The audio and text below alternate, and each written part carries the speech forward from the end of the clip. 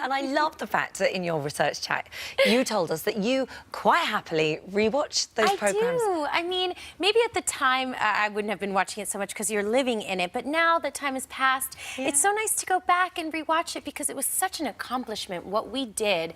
I mean, we did over 800 musical numbers by the time we were done with our show. Wow. And that's such an accomplishment as an actor, as a dancer, as a singer. So to go back and just remind yourself of everything that you're capable of and those incredible experiences and moments. I think as a performer, it was such a gift. Well, they were big worldwide musical moments. Yeah, they were. I mean, we were here. We performed at the O2.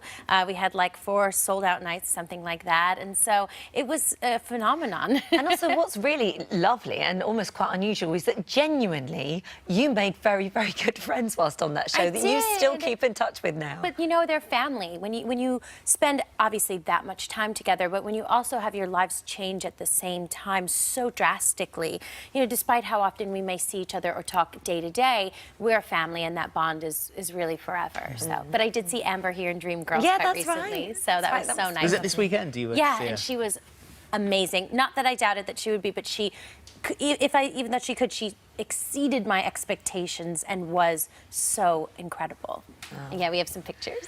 And you performed yourself on Friday night, and you were overwhelmed with the response that you got from the British public. You know, it was amazing. We were in Shoreditch, and it was such an emotional night for me, just because for my last album that came out about 3 years ago, I wasn't able to tour it because I was filming Glee at the exact same time. So I did maybe a week of promo with the little time that they gave me off from filming.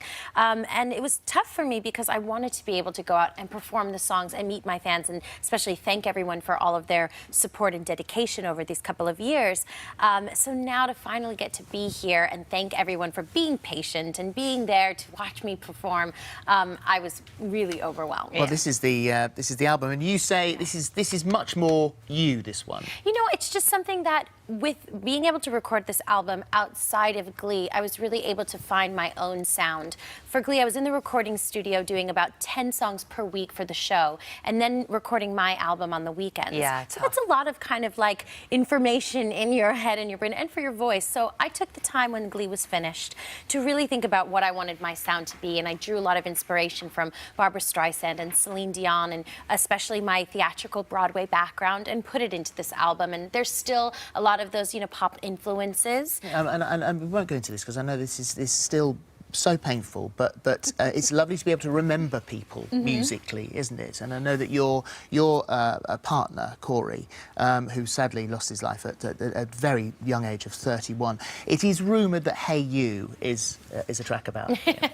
Isn't it funny? I get to keep secrets and maybe tell people or maybe not. Yeah. What I love the most about my concerts is that's my time to really open up with my fans and let them know what the songs are about. But most of the songs on the album are so inspirational and inspiring, and they are about love. I have some breakup songs. I have some motivational songs because I have a great fan base, especially of young girls. So it's important for me to deliver those uplifting messages. And one of my favorite songs on the album is called Anything's Possible. And I performed it last night on at the Palladium. And that's a hell of a stage. It was incredible. But it's such a positive and beautiful song. So most of the songs on the album, they're all about moments in my life. But the overall message on the album is just of positivity and happiness.